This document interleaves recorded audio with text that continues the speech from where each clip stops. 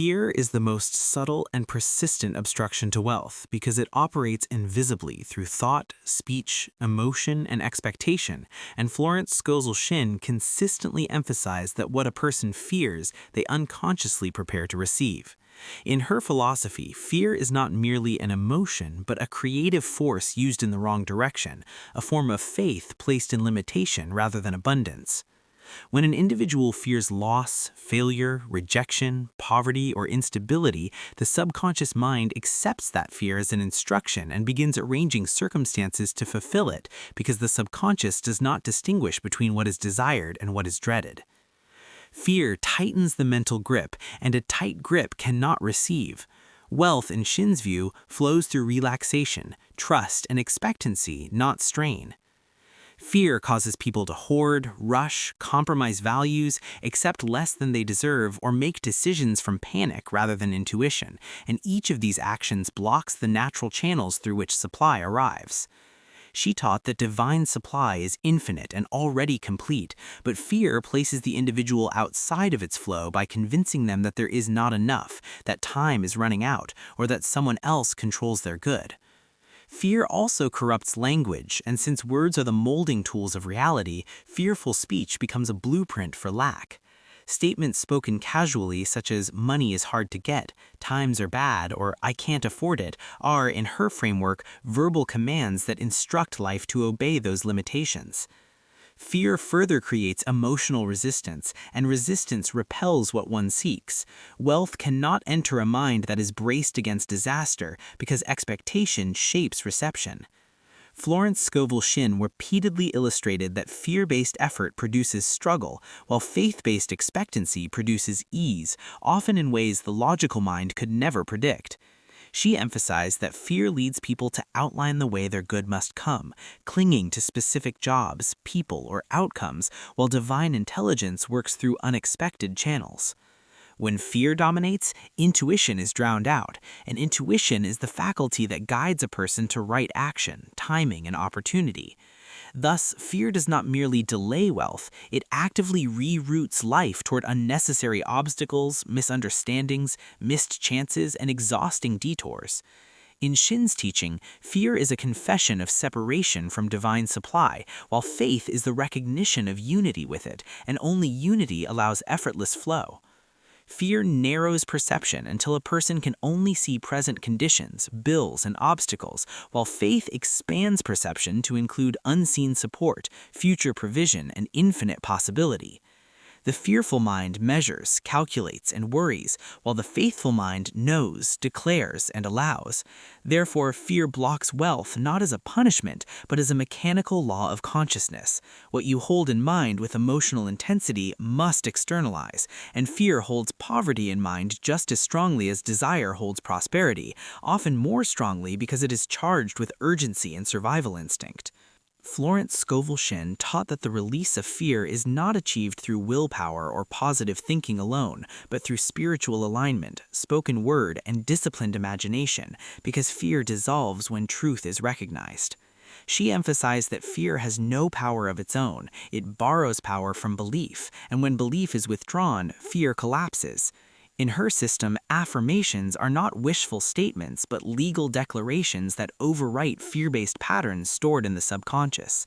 When one affirms with conviction that divine supply meets every need, fear loses its argument because fear thrives on the assumption that one is alone, unsupported, and dependent on limited human sources. Shinn often explained that wealth flows most freely when a person stops fearing its absence and instead expects its presence, even before evidence appears. This expectancy is not denial of circumstances, but allegiance to a higher law that supersedes them. She taught that fear causes people to act prematurely or too late, while faith produces perfect timing because faith trusts orchestration rather than force. Fear also blocks generosity, and generosity in her philosophy is not merely moral but magnetic. Giving with joy affirms abundance, while withholding from fear affirms lack. When a person fears running out, they cut themselves off from circulation, and circulation is the law of increase. Shinn explained that money is a symbol of exchange, not a substance to be clutched, and fear turns it into an idol, while faith returns it to its proper role as a servant of good.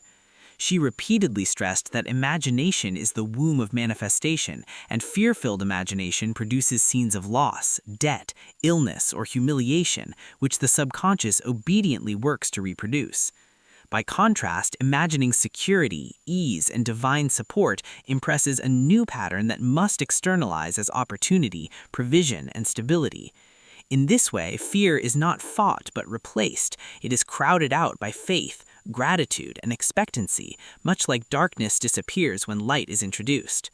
Florence Scovel Shinn insisted that no person can serve both fear and abundance because they are opposing states of consciousness, and consciousness always wins over effort.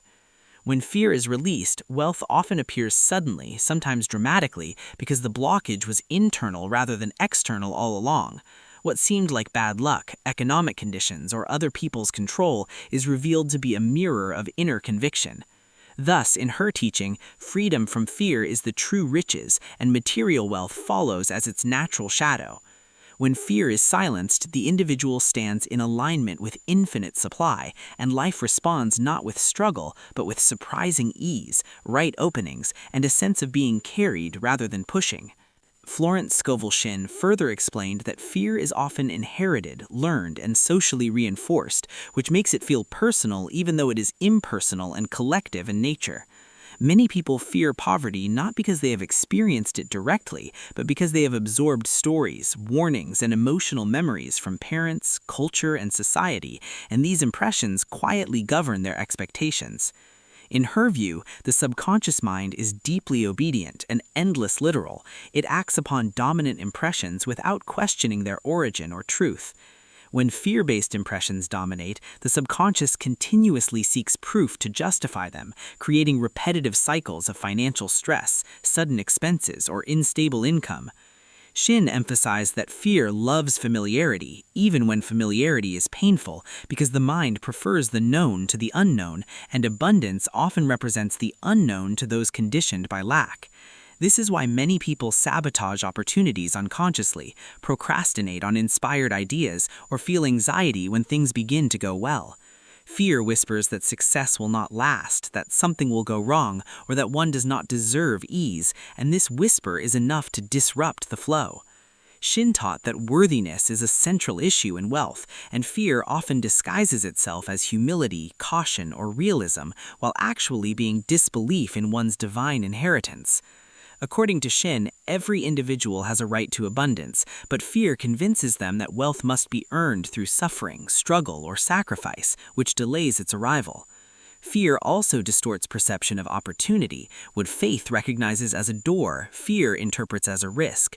Thus, fear keeps people trapped in safe but limiting situations, while abundance requires courage to trust unseen support.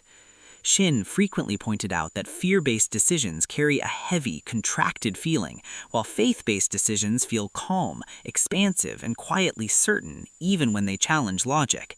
She advised people to pay attention to emotional tone rather than external appearance, because the inner state determines the outer result.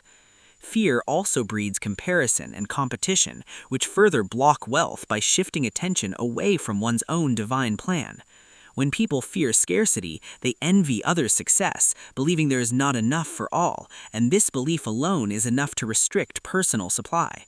In Shinn's teaching, envy is fear in disguise, and it dissolves only when one knows that another's abundance is proof of universal supply, not a threat to it. Fear ultimately fragments consciousness, dividing life into struggle and reward, effort and rest, survival and joy, whereas faith reunifies these into a single flow, where work is inspired, provision is natural, and joy is permitted.